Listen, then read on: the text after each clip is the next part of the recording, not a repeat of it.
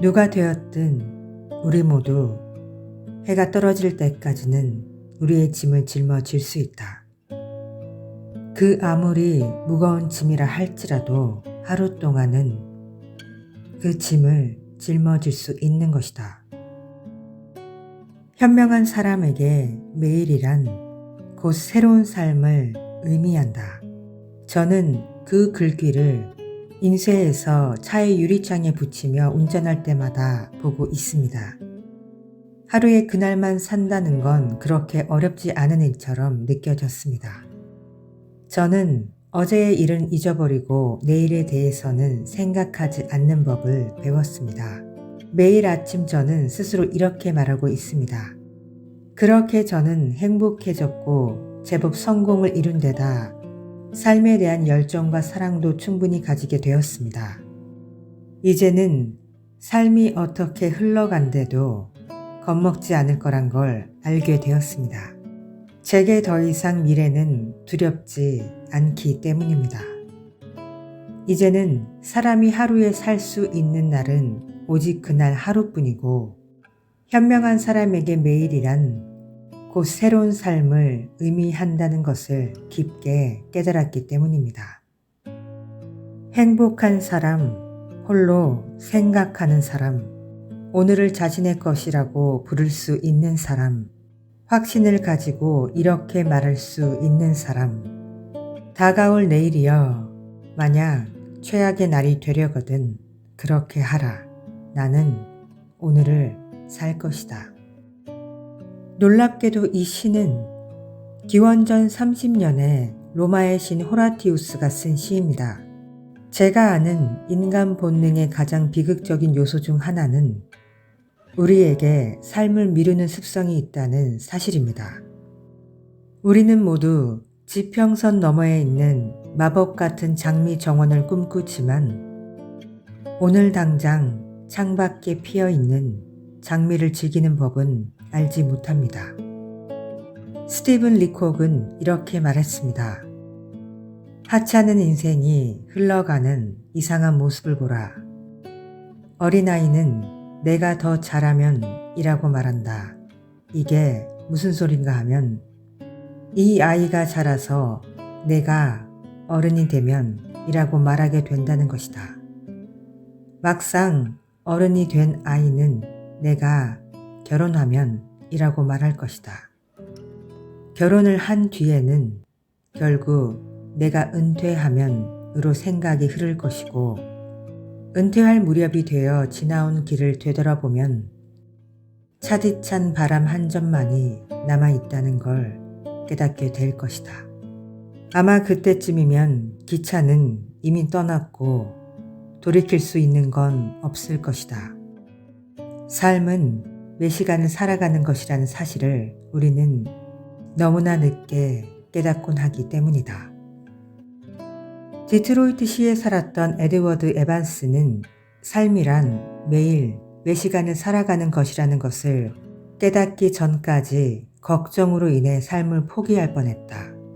가난하게 자란 에드워드 에반스는 첫 직업으로 신문을 팔았다. 그 뒤로는 마트의 점원으로 근무했다. 시간이 흐른 뒤 그는 7명이나 되는 식소를 책임지게 되었다.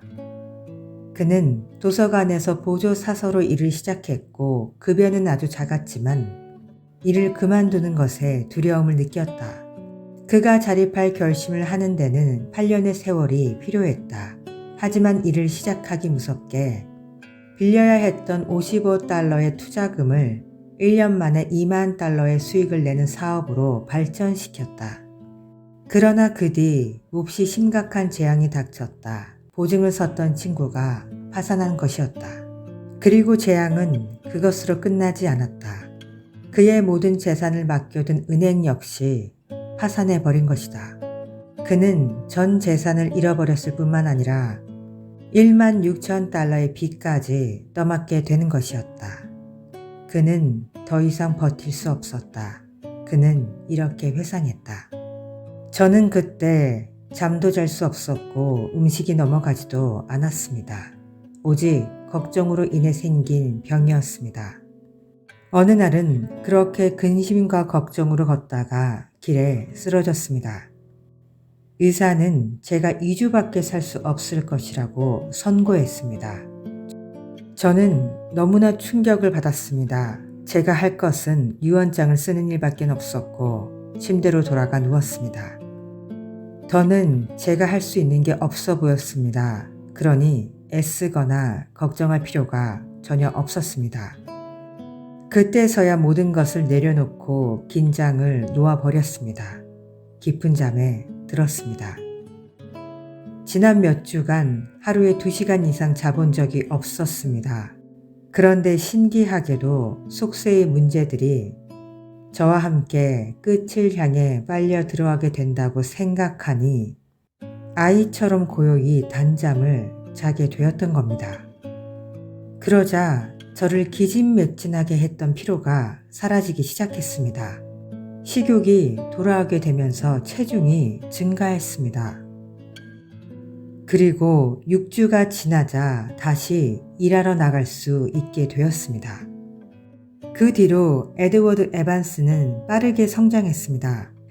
불과 몇 년 만에 그는 에반스 프로덕트 컴퍼니의 사장이 되었고 그의 회사는 뉴욕 증권거래소에서 수년간 상장되었습니다.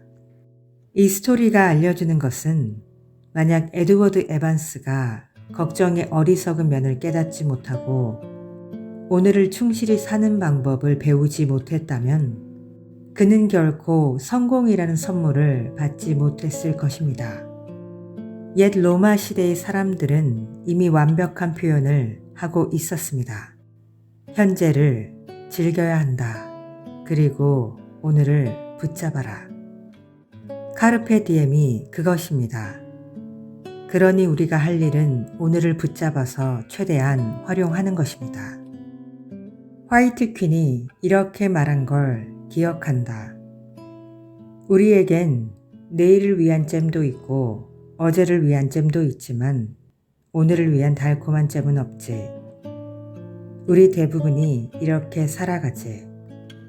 어제의 잼을 끓이고 내일 먹을 잼을 걱정하느라 정작 오늘 빵에 바를 달콤한 잼은 전혀 없는 거지.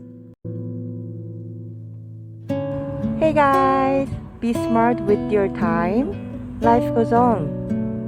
Thank you so much for watching and have a good day.